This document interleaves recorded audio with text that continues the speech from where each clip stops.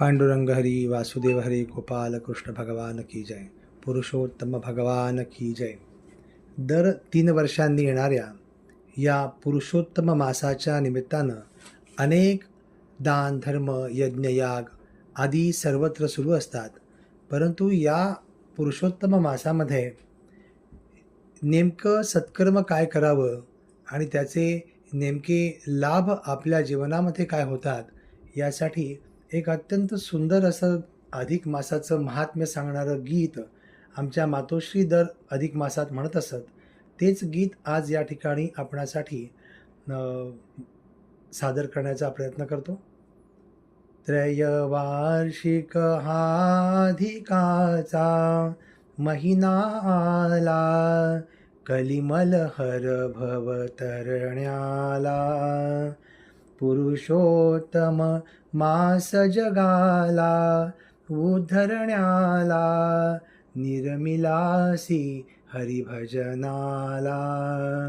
या मासी वायन द्यावे भूदेवाला, चिरकाल सौख्य मिळण्याला. सौभाग्य चिरस्थिर राहाया, धनधान्य पुत्र लाभाया.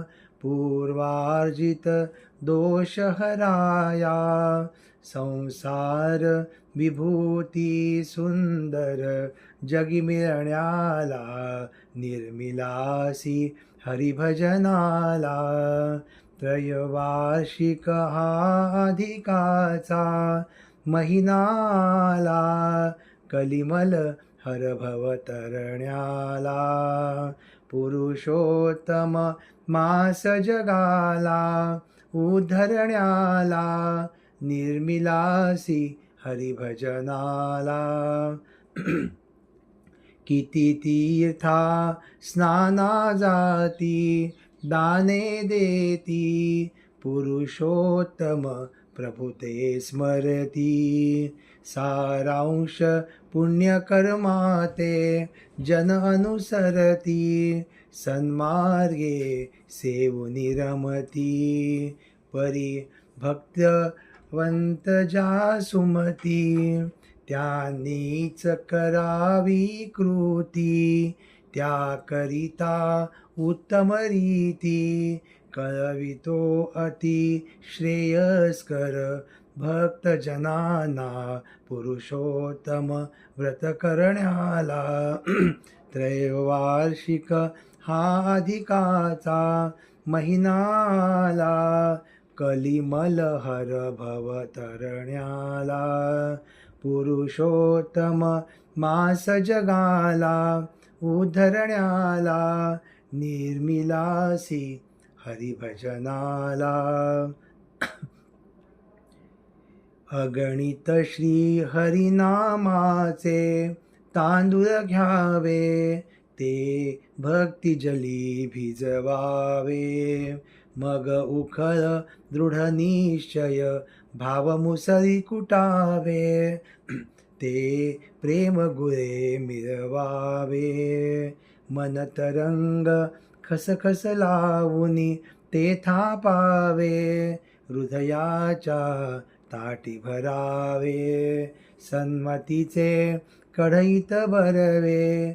सद्विचार घृत घालावे. षड्रिपू काष्ठ जाळावे.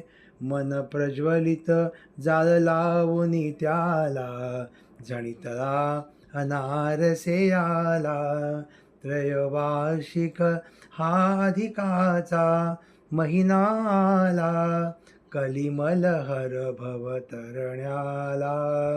पुरुषोत्तम मास जगाला उद्धरण्याला, निर्मिलासी हरिभजनाला.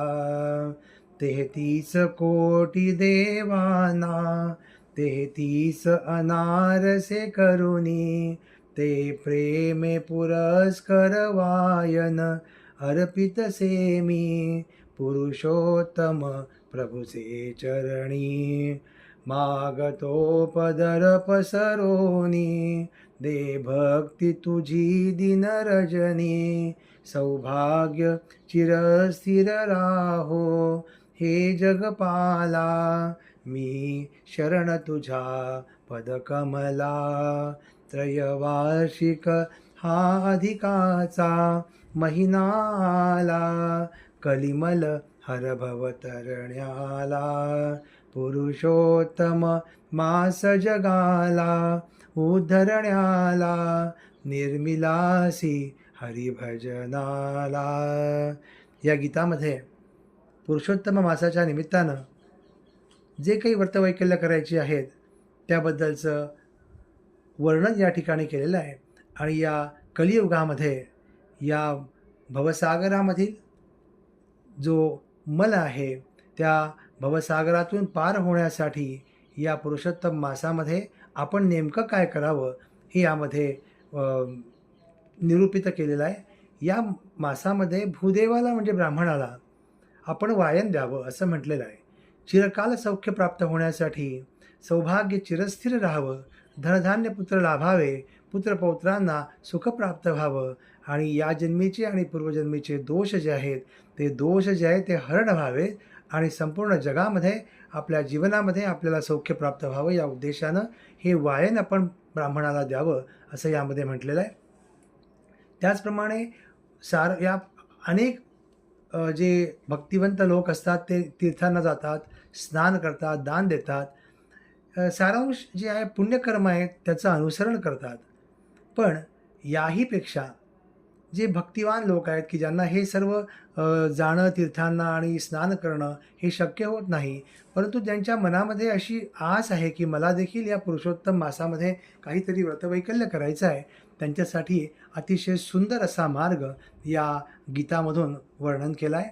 आपण सर्वजण अनारसाचं वायन हे आपल्या घरातील जावई असतील, ब्राह्मण असतील, कोणी अतिथी असतील यांना आपण देत असतो. तर या अनारसे करण्यामागची जी संकल्पना आहे ती अतिशय सुंदर भक्तियोगाची संकल्पना या ठिकाणी वर्णन केली आहे. त्यामध्ये कवी म्हणतात की अगणित श्रीहरिनामाचे तांदूळ घ्यावे. आपण अनारसे करण्यासाठी तांदूळ आधी घेतो, पण हे तांदूळ कशाचे घ्यायचे आहेत तर अगणित श्रीहरिनामाचे तांदूळ घ्यायचे आहेत. म्हणजे अखंड प्रभूचं नामस्मरण, श्रीहरीचं नामस्मरण आपल्याला करायचं आहे. आणि ते नामस्मरण करताना ते तांदूळ कशामध्ये भिजवायचे आहेत तर ते भक्तिजली भिजवावे.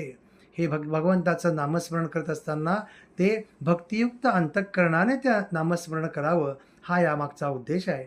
आणि मग ते भक्तीमध्ये भिजलेले तांदूळ भगवंताच्या नामाचे ते उखळ दृढ निश्चय भाव मुसळी कुटावे. आता याच्यामध्ये हे तांदूळ कुटायचे आहेत. पूर्वी हे तांदूळ कुटून आणि मग त्याचे अनारसे केले जात, पण आता आपण मिक्सरमध्ये ते तांदूळ कुटतो आणि बारीक करतो. पण या उखळ आणि मुसळ याची जी संकल्पना आहे त्याच्यामध्ये दृढ निश्चयाचं उखळ आणि भावनेची मुसळी ही आपल्याला त्याच्यामध्ये वापरायची आहे. म्हणजेच आपल्या ज्या भगवंतावरती आपली श्रद्धा आहे, निष्ठा आहे, ज्या नामावरती आपला विश्वास आहे त्या नामावरती अत्यंत दृढ निश्चयानं, निष्ठावंत भावनेनं आपण ते नामस्मरण करायचं आहे. त्याच्यामध्ये भाव आणि भक्ती ओतून ते नामस्मरण करायचं आहे. आणि ते बारीक केलेले जे तांदूळ आहेत दृढ निश्चयाच्या आणि भावमुसळीमध्ये घालून ते जे तांदूळ कुटलेले आहेत ते आपल्या भगवंतावरील प्रेमाच्या गुळामध्ये मिसळायचे आहेत. अशा पद्धतीनं निर्माण झालेलं हे जे पीठ आहे त्या पिठाचं त्यानंतर त्याला मनतरंग खसखस लावून ते थापावे. हे जे पीठ आहे अनर्शाचं तर त्याच्यामध्ये मध्ये निर्माण होणारे संकल्प आणि विकल्पाचे जे तरंग आहेत ते तरंग या भगवंताच्या नाम घेत असताना भक्तियुक्त अंतःकरणाने भगवंतावरील प्रेमाच्या गुळामध्ये मिसळलेलं हे जे नाम आहे त्याच्यामध्ये ते जे पीठ आहे अनर्शाचं त्या भक्ती करीत असताना निर्माण होणारे जे संकल्प आणि विकल्प आहेत ते दाबून ते त्याच्यापासून त्यांना निरोध करून आणि मग ते अनरसे बनवायचे आहेत आणि ते हृदयाच्या ताटी भरावे. हे जे तयार केलेले भगवंतासाठीचे अनारसे आहेत हे आपण आपल्या हृदयाच्या ताटामध्ये भरायचे आहेत. हृदय हे भगवंताचं स्थान आहे. 15व्या अध्यायामध्ये भगवंत म्हणतात भगवद्गीतेच्या की सर्वस्य चाहम हृदय सन्निविष्टो. भगवंताचं स्थान जे आपल्या शरीरामध्ये आहे तर ते आपलं हृदय आहे आणि म्हणून या हृदयामध्ये भगवंताची भक्ती घडावी या उद्देशानं ह्या गीतामध्ये हृदयाच्या ताटामध्ये अनरसे भरायचे आहेत आणि नंतर या अनरसे जे भरलेले आहेत ते सन्मतीच्या कढईमध्ये सन्मती शुद्ध बुद्धी त्या शुद्ध बुद्धीच्या कढईमध्ये आपल्याला शुद्ध विचारांचं सद्विचारांचं जे घृत आहे म्हणजे जे साजूक तूप आहे ते आपल्याला त्यामध्ये घालायचं आहे आणि या सद्विचाररूपी घृताला सद्बुद्धीच्या कढईमध्ये आपण घेतल्यानंतर त्याला काष्ट काय जाळायचं आहे तर ते षड्रिपूंचं काष्ट जाळायचं आहे आणि हे षड्रिपूंचं काष्ट काम क्रोध लोभ मोह मद मत्सर या षड्रिपूंचं काष्ट म्हणजे हे षड्रिपू जाळून त्याचा जो अग्नी प्रज्वलित होईल त्या अग्नीमध्ये या अनरशांना आपल्याला तळायचं आहे आणि मग या या कृतीमध्ये सद्गुरूंच्या कृपेनं आपल्याला प्राप्त होणारा जो आत्मज्ञानाचा आणि आत्मज्ञानाची जी कृपा होते आहे त्याचा मन प्रज्वलित जाळ त्याला लावून आणि ते अनरसे तळायचे आहेत. अशा सुंदर अनरशांच्या भक्तियुक्त अनरशाची संकल्पना या गीतामध्ये मांडलेली आहे आणि या 33 कोटी देवांना हे 33 अनरसे करून ते अत्यंत भक्तीने आणि प्रेमाने आणि सद्भक्तीने केलेले हे जे पुरुषोत्तम वासासाठी जे वायन आहे ते भगवंताच्या चरणी अर्पण करायचं आहे. अतिशय सुंदर अशा प्रकारचं हे जे गीत आहे त्या गीतातून मांडलेली ही संकल्पना आपणा सर्वांना भक्ती मार्गाला घेऊन जाणारी आहे आणि या पुरुषोत्तम मासामध्ये आपणा सर्वांच्याकडून अशा पद्धतीची भक्ती व्हावी भगवंताची आणि नामभक्ती व्हावी आणि त्यातून भगवंताच्या कृपेनं आपणा सर्वांना सुख समृद्धी ऐश्वर आणि आरोग्य प्राप्त व्हावं आणि सदैव भगवंताचं नामस्मरण आपल्या मुखानं व्हावं अशी भगवंताच्या चरणी प्रार्थना करतो आणि माझ्या वाणीला विराम देतो. सद्गुरुनाथ महाराज की जय.